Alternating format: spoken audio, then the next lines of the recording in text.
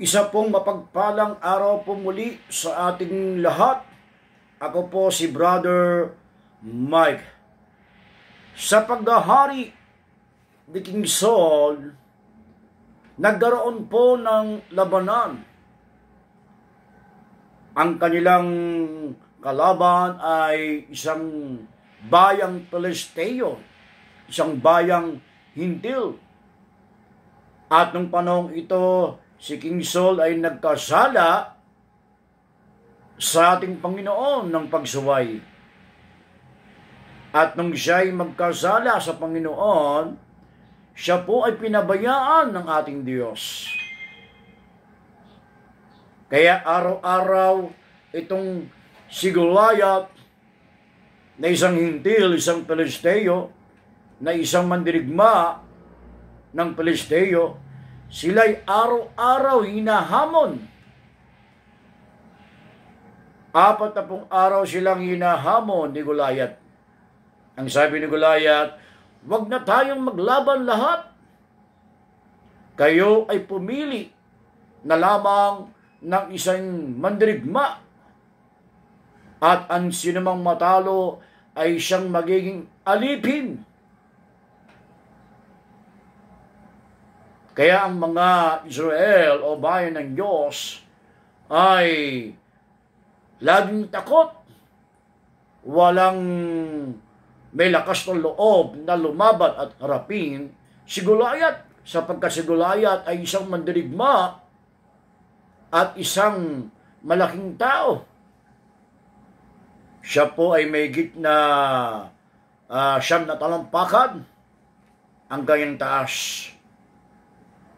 At siya po ay undefeated.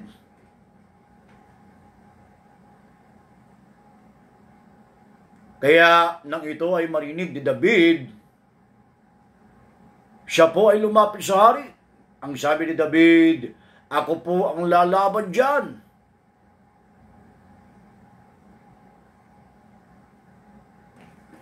How we become victorious? Paano po tayo magiging isang matagumpay? Number 1, Samuel 17:33. Sinabi ni King Saul, "Hindi mo kaya ang Pelisteyong iyon. Batang-bata ka pa." Samantalang siya'y isang mahusay na mandirigma mula pa sa kanyang kabataan.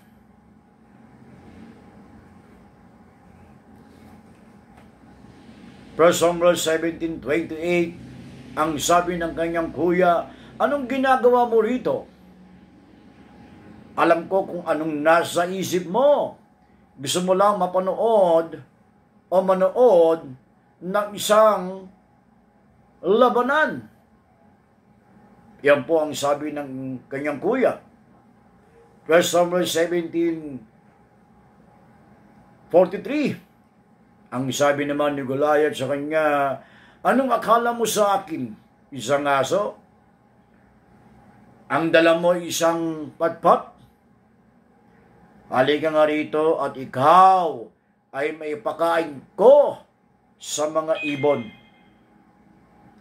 How we become a victorious? Number 1, focus to God, not your surrounding. Kung nais po natin maging matagumpay, tayo po ay pumokus sa ating Diyos. Huwag tayong tumingin sa ating mga paligid o sa mga bagay na ikaw ay pwedeng manghina. Huwag kang tumingin sa mga bagay na ikaw ay babaksak. Bagkus tayo ay tumingin sa Diyos na makapangyarihan.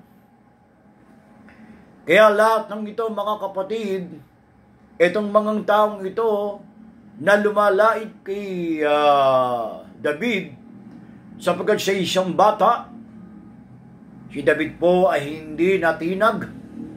Hindi po sila pinansin ng batang ito, bagkus itong si David ay nakatingin sa Diyos na buhay. Alam ni David, ang kanyang Diyos ay may kapangyarihan na magligtas. Kaya buong buo ang pananampalataya ni David. Kaya siya ay nakapokus sa gagawin ng Diyos. Mga kapatid, napakahalaga po na tayo ay may focus. Sapagkat ang focus na yan ay yan ang magiging dahilan upang ikaw ay maging matagumpay. Mahalaga po na tayo ay magkaroon ng focus sa ating buhay. Walang iba kundi ito ang ating Diyos na buhay. Meron pong isang kwento. Meron pong isang member ng simbahan na nagpaalam sa isang pastor. Ang sabi niya, "Pastor, ako po'y aalis na sapagkat ang mga tao rito, ang aking mga kapatid o ang mga kapatiran ay nakikita ko ay hindi maganda ang ginagawa." Ang sabi ng isang pastor, "Bago ka umalis, kapatid, pwede bang may papagawa ko sa iyong isang bagay?" Ang sabi ng member, "Ano po yung pastor?" Kumuha ang pastor ng 2 silya at kumuha ng isang baso punong-puno ng tubig. Ang sabi niya sa member, "Bago ka umalis, itong basong ito at yung 2 silya na yan, ikaw ay umikot. At pag walang natapon na tubig sa baso na yan, ay pwede ka nang umalis o papayagan na kitang umalis." Ginawa ito ng isang member at wala nga natapon kahit konti o kapatak na tubig. Ang sabi niya sa pastor, "Yaw, pastor, wala pong natapon. Kaya pwede na akong umalis." Ang sabi ng pastor, "Isang tanong, bakit walang natapon na tubig habang ikaw ay lumalakad o umiikot sa 2 bangko?" Ang sabi ng member na ito, ang sabi niya sa pastor, "Kasi pastor, habang ako ay lumalakad, hawak ang basong punong-puno ng tubig, ako po ay nakatingin, nakapokus doon sa baso na may tubig na wag malaglag o matapon ang tubig." Ang sabi ng pastor, "Tama ang ginawa mo. Iyan din ang gawin mo. Ikaw ay lumakad sa harapan ng Panginoon, huwag kang tumingin sa iyong kaliwa, sa iyong kanan, huwag kang tumingin sa iyong mga kapatiran na sila'y gumagawa na hindi maganda. Bagkus ikaw ay tumingin sa Diyos na siyang may gawa o may hawak ng ating pananampalataya." Hebreo 12:2. Iyan po ang ginawa ni David. Hindi niya pinansin ang mga tao na sa kanyang paligid na siya ay nilalait, ay siya ay sinasabihan ng mga salitang masakit, hindi maganda. How we become victorious? Focus to God, not your surrounding. Number 2, how we become victorious? 1 Samuel 17, verse 32. Ang sabi ni David kay Haring Saul, "Hindi po tayo dapat masiraan ng loob o hindi po dapat tayo matakot dahil lang sa Pilisteyong iyan. Ako po ang lalaban sa kanya." Number 2, how we become victorious. Fear not, God is with us. Huwag po tayong matakot sapagkat kasama natin ang ating Diyos.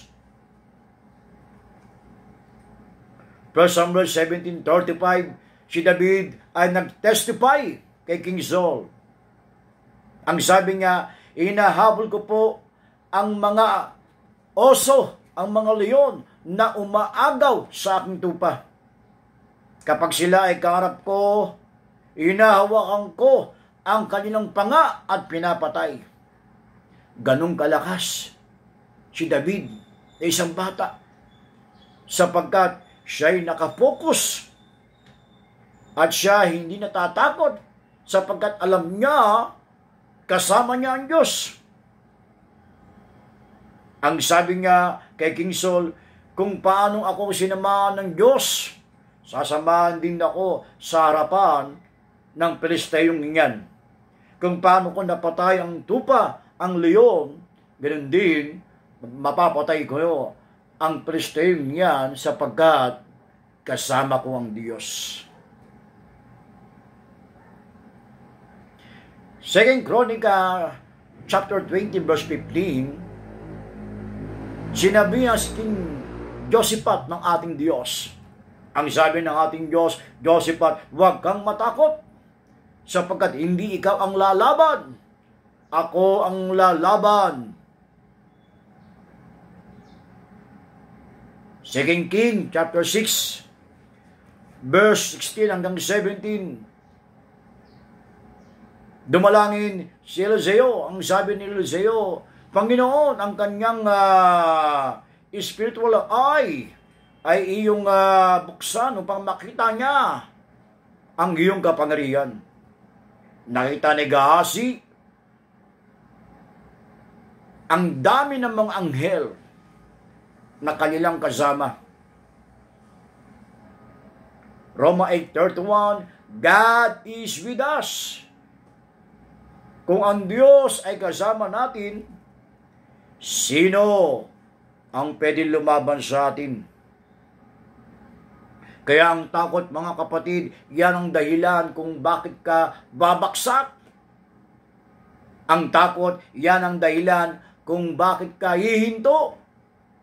Ang takot, yan ang dahilan kung bakit ka tatalikod sa ating Diyos.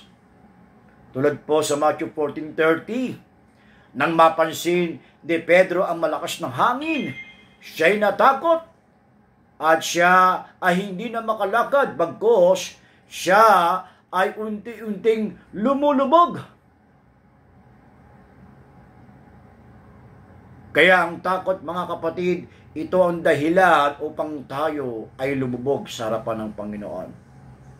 Pero si David, siya ay hindi natakot sapagkat alam ni David na kasama niya ang Diyos na buhay.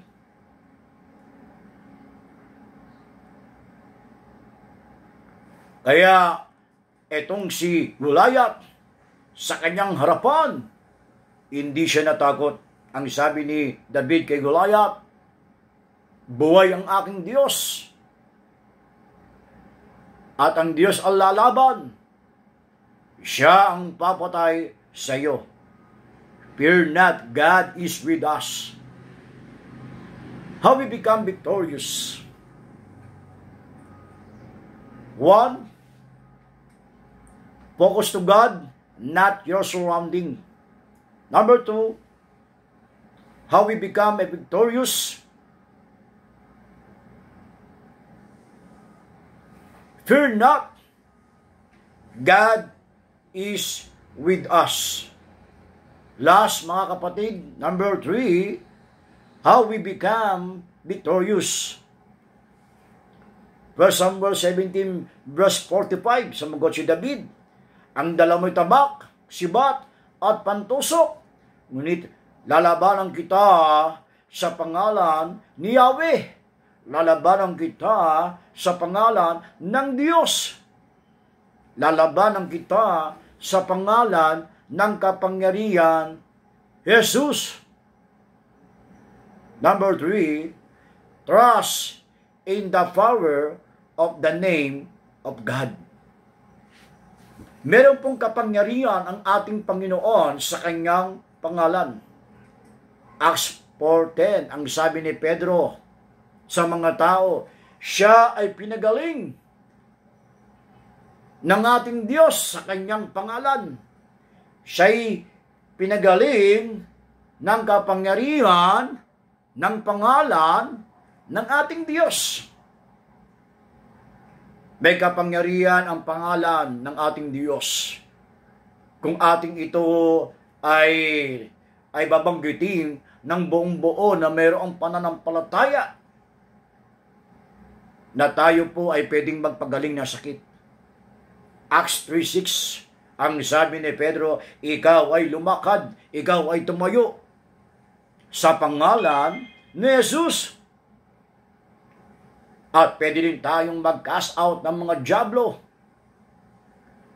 Ang sabi ni Pedro, ang sabi ni Pablo, Acts 16:18, lumayas ka, dyablo, sa pangalan ni Jesus. Higit sa lahat, tayo po ay magkakaroon ng kaligtasan o magkakamit ng buhay na walang hanggan. Acts 4:12, sa pangalan ni Jesus, walang ibang pangalan na binigay ng Diyos Ama para tayo ay maligtas, para tayo ay magkaroon ng buhay na walang hanggan. Iyan po mga kapatid, upang tayo ay magtagumpay sa harapan ng Diyos, dapat tayo ay nakapokus. Dapat tayo ay huwag matakot. Higit sa lahat, tayo ay magtiwala ng buong buo. Gaya ni David na kanyang natalo ang isang pambihirang lalaki, isang pambihirang mandirigma, napakalaki, si Goliath. Dahil si David, alam niya na kasama niya ang Diyos. Salamat po muli. Ito po si Brother Mike. God bless.